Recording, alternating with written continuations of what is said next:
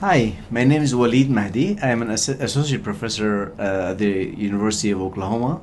And I'm Stacey Philbrick Yadav. I'm an associate professor of international relations at Hobart and William Smith Colleges. And we're having this conversation in light of Stacey's newly published book, Yemen in the Shadow of Transition, Pursuing Justice Amidst War, published by Oxford University Press, 2003. 2023. 2023, sorry about that. Sometimes it feels like it was that long. I'm still living 2003 because that's the last time I was in Yemen anyway, so. My goodness. So I would like to share my thoughts on the book and, have this lovely conversation with you and, help people learn more about the main arguments you have in this work and whether it could speak to their interests in any way or shape or form. Personally, as a Yemeni individual coming from Yemen and as an academic who's doing work on Yemen, I find this book a must-read and it struck me as a very compelling, contemporary, timely, and innovative. Could you tell me quickly about the story of this book? Well, I mean, first of all, I just want to say, it's really important to me that a Yemeni reader of this book can recognize a history of Yemen here that makes sense. If it's compelling, that's even better. But I would have been happy to write something that made sense.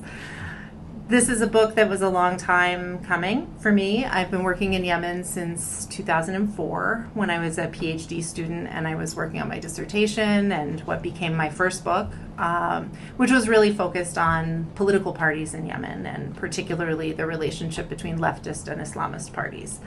And as you know, partisan politics are not the only kind of politics in Yemen. They weren't then, and they definitely aren't now.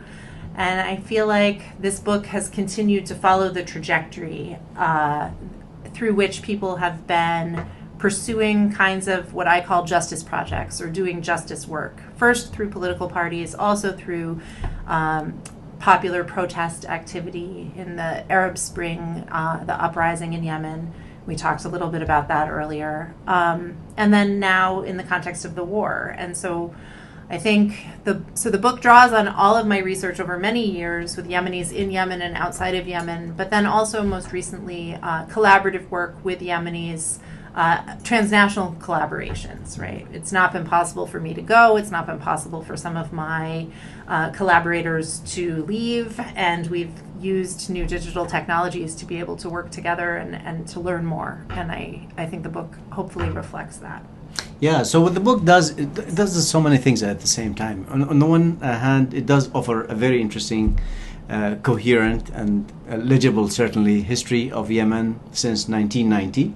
So for those who want to learn more about the Yemeni political scene since 1990 until 2022, that's the final year, right, you track, then this book offers a very coherent overview of the nuance surrounding that history. But at the same time, it certainly introduces new arguments that I think matters, not only for scholars, but also for individuals who are invested in learning more about war conditions in Yemen, but also at the same time finding ways to create sustainable peace in the current chaotic conditions of the country. So let's start by looking at one of the main arguments that you're making in this work, and that is something that surrounds civil action. Yeah. So could you talk a little bit about what do you mean by civil action and how do you see it so central to the prospect of peace in Yemen? So civil action is really, I think I've been interested in civil action all along, but the term came into my vocabulary 2019, I think, when I was doing some reading for a class I was teaching on political violence. And this class, this reading that I had assigned, made a powerful argument for holding violence and nonviolence in the same analytic field and thinking about the way nonviolent actors engage with conflict actors. So civil action coming out of that literature is a kind of nonviolence, but not all nonviolence is civil action. So civil action is really distinguished by its non-eliminationist character. So that doesn't mean that people agree. It doesn't mean that they share common objectives. They may have very deep disagreements and a very different vision for the future, but they have a fundamental recognition of their adversaries' right to exist in the political space. Right? And the work that is done by people who exhibit that kind of disposition is really quite powerful and potentially transformative on the ground. But it's not always recognized by formal peace building and formal peace brokering processes especially. And so this book is my effort to kind of highlight some of the work that's happening on the ground and think about the barriers to scaling it up in the international process. Yeah, so very fascinating concept, and it's certainly important to understand, especially when we engage the context of Yemen. So many voices left out of the coverage, and certainly so many individuals who are contributing to making change in their life do not have a seat at the table. So if you were to trace like the starting point of civil action in Yemen in this recent history, it's hard to imagine. I don't want to push you further in going into historicizing this, but you certainly look at this in the context of post 2011 Yemeni revolution, the rise of a new generation of activists, of individuals who very much invested in mobilizing their communities and making a change during the revolutionary time, during the aftermath of that, during the national conference, dialogue conference, and certainly moving forward during the war that's been ravaging the country since 2015. So is that how you'd like to see civil action narrated, or thought of in the context of Yemen? I do think civil action has an older footprint in Yemen as well. I think that some of the work that was done by political parties in the 1990s and 2000s would have qualified as civil action. And I think we can identify clear moments when that stops being the case, right? When some political parties start adopting an exclusionary or eliminationist rhetoric, or rejecting the idea of compromise with their adversaries, right? So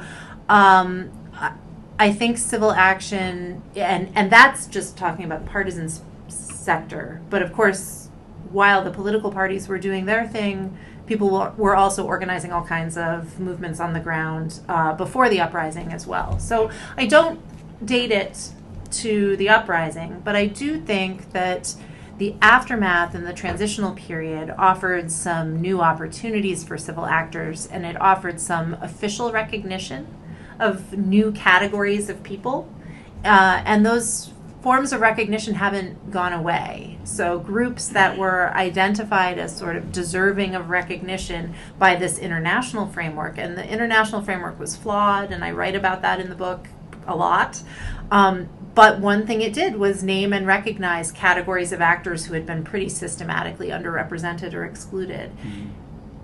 Those folks are now still engaged in civil projects, in knowledge production about their communities and the way their communities are navigating conflict. One of the things that I write about a lot is the role of knowledge production itself as a form of civil action. The kind of myriad people who are writing often in English for a global audience, right, who want to shape the way that people know Yemen. That's an important intervention by civil actors too. Yeah, this is quite fascinating, really, because it speaks to me as a person who'd been seeking ways to learn more about Yemen and the context of Yemen and teach it and write about it.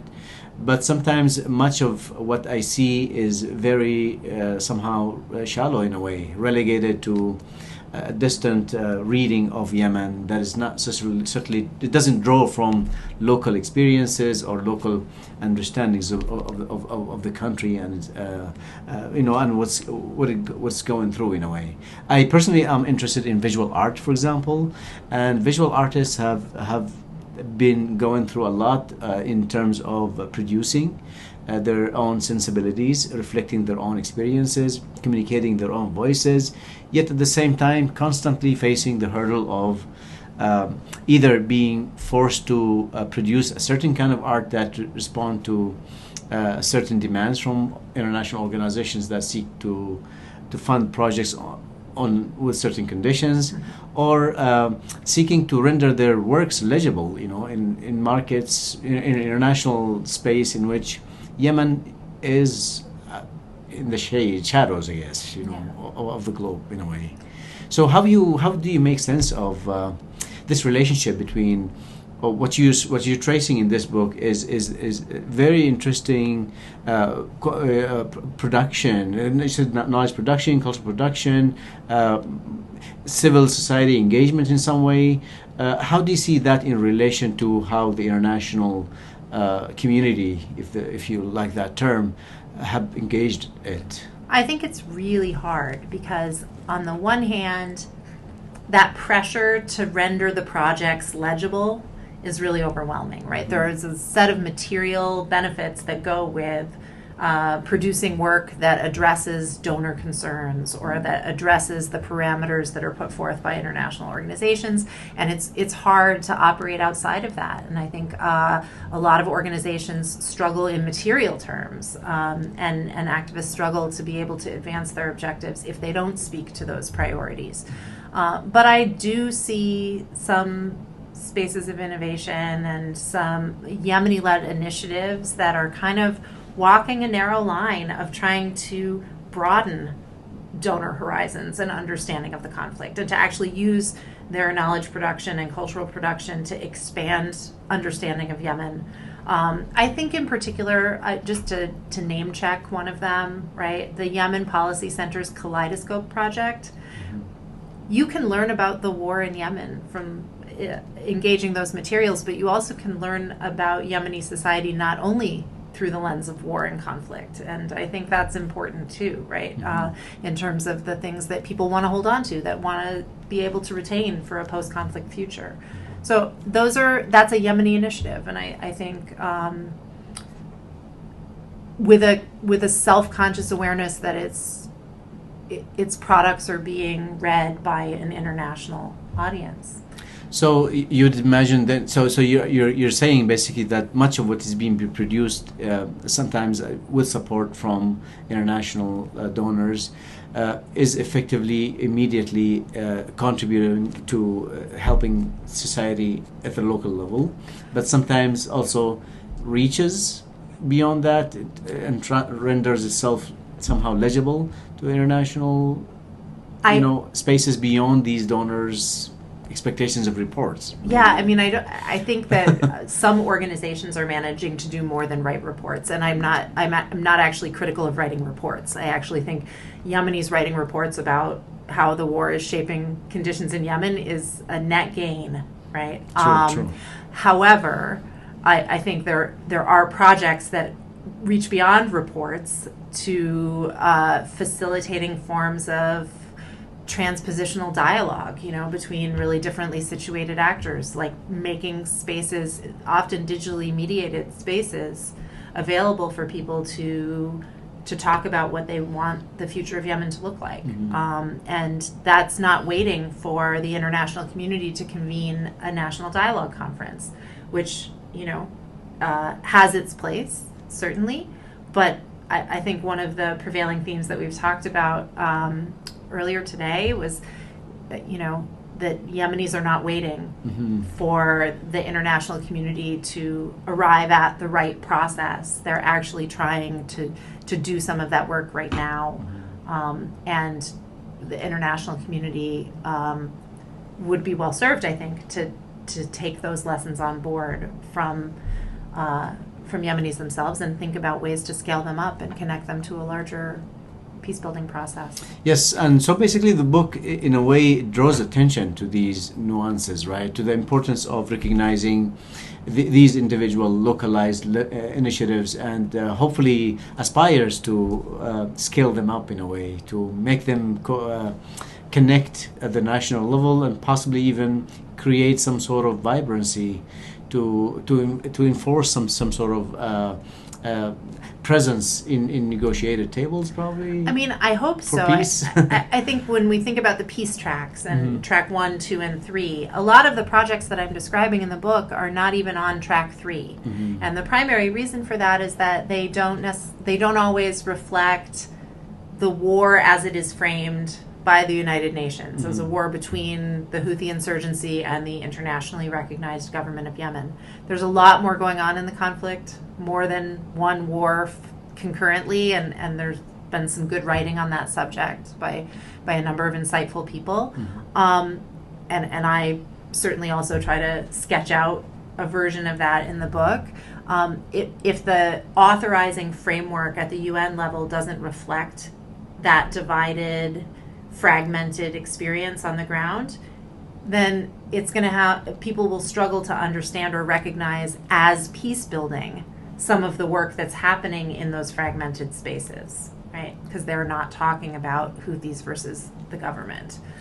And I think, there are some real significant constraints that peace builders face on even calling their work peace building. And if they're not able to call it that, then it becomes very difficult for it to attract the kind of support necessary to connect it to a larger process. Yeah, what was quite horrifying to me, really, when I read those parts, when I learned that some of these individuals, by virtue of them calling them work peace building, contributing to peace building, that already somehow kind of contributes to them being labeled in some way, right? Yeah, the securitization of peace building work is a very real phenomenon in the context of the war, and several conflict actors explicitly tried to suppress the work of local peace building organizations and actors. Sometimes it's categorical, as in just saying peace building is political and they're disallowing political work. But sometimes it's more targeted, like no work by members of this organization or that organization. But the effect of it is that there are some very real material risks that people take to engage in peace building work at the local level, and little by way of protection. And is this across the board in Yemen? Doesn't matter where you are? No, I think it matters a great deal where you are. I think, one of the lessons of the conflict map that we were discussing earlier is that there are some parts of the country where there's something like business as usual. And political parties, for example, are playing a larger role there than in other places where there's more open armed conflict. And then there are differences between armed conflict involving ground forces versus aerial bombardment, and the nature of the conflict conditions shape the nature of the peace building challenge, right? So there isn't a one-size-fits-all peace building response in Yemen at the local level, and there can't be a one-size-fits-all peace brokering process from the top. It's very interesting. So there is certainly, it's very multi-layered, it seems, and quite different from a local to another. So I'm curious. Do you think that since these are happening at the local, like these peace building efforts happen at the local level, and these individuals have to navigate, the structure of the local environment they are part of, how do you draw the lines between those initiatives that are could potentially be co-opted by some of these militias, for example, or whoever's in control? I mean, is the risk of co-optation then somehow detrimental to their ability to succeed in a way? Yeah, I mean, I think it's a really good question, and I would fall back a little bit on the analytic category of civil action, because analytically, I don't think there's anything that suggests that civil action is always or only confrontational to political authorities. And I think there are people who are advancing justice work in local communities alongside the prevailing authorities, and you might consider them collaborating with those authorities. Absolutely. Does that undermine the peace building work that they're doing? I think there's a lot of variation in how much it may or may not undermine. But I wouldn't categorically say that I think that people pursuing small-scale projects in local communities have to be confrontational or can't be confrontational. Yeah, I mean, because sometimes the dynamics, change from one person to another, from one organization to another, and also the level of threat that comes from authorities, wherever they are in Yemen, right? We're talking in general terms here, so and they certainly apply to any context we're talking about. But there are also elements of the civil actor themselves that matter, right? Like issues of positionality. Gender is a mediating force, for example, that can expose people to some kinds of risk that can function as an asset in other contexts. I think Yemen is often approached through a deficit lens, and the things that it doesn't have, the things that people can't do, and those are real. And I don't want to minimize them, but I think that paying attention to civil action also is a way to take account of some assets and some things that people can do, and some places where there are successes in, for example, mediating prisoner releases, or getting people returned from detention. There have been some really substantial successes like that. We talked earlier about restoring access to education in local communities when the content of education and the space of the school is a contested issue, whether or not boys and girls should go to school together, things like that. There are people who are coming up with ways to overcome those problems at a very local level. I guess maybe I just have like a preference for looking at assets over liabilities. Yeah, fair enough. And sometimes also choosing what to say, how you choosing terms, right? So, which makes me interested in learning about whether you've seen these individual like civil actors use terms like peace building, describe their work as contributing to peace building.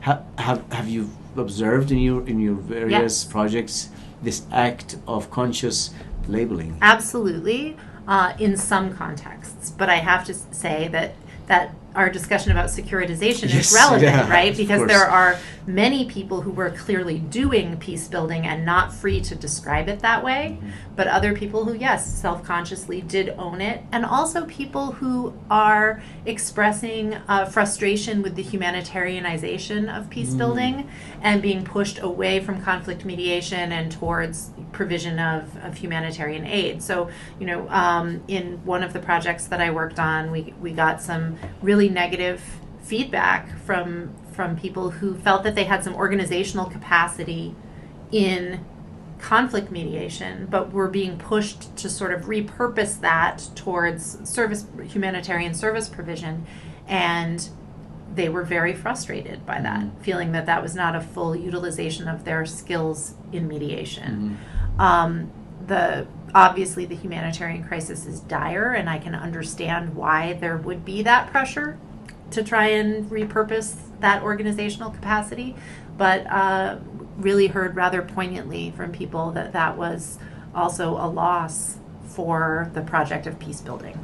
I'm curious, how when you think of civil action in the context of Yemen, then which this book, by the way, makes a very convincing case for, in a way, and that everybody should, in my opinion, read it and embrace the essence of the argument here, is that we should recognize what seems to be unrecognizable when it comes to making a difference in real life, in a way, in the lives of individual people, in the lives of communities in Yemen. There seems to be a disconnect, I imagine sometimes, between what's happening at this level and the sense of recognition that they deserve, not only in Yemen, but also among peace brokers, and certainly most prominently within this global liberal peace structure, that you quite nicely lay out in this book.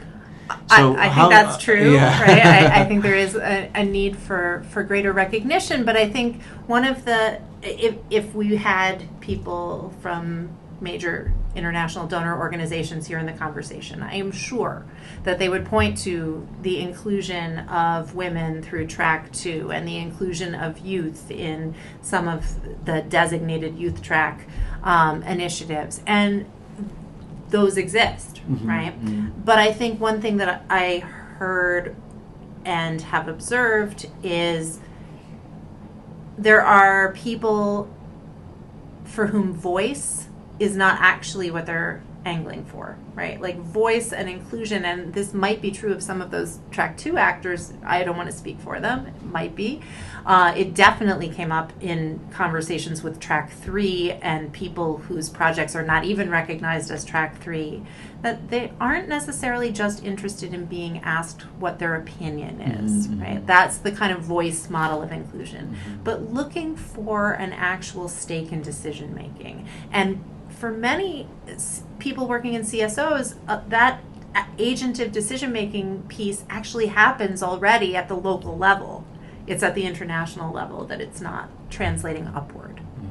And you think it doesn't translate at the international level because there is a fundamental problem in how it's approaching peace process building in the country? I think generally and certainly in Yemen. I definitely think that the UN framework authorized by 2216 is too narrow and too binary to recognize a lot of important work that's happening on the ground.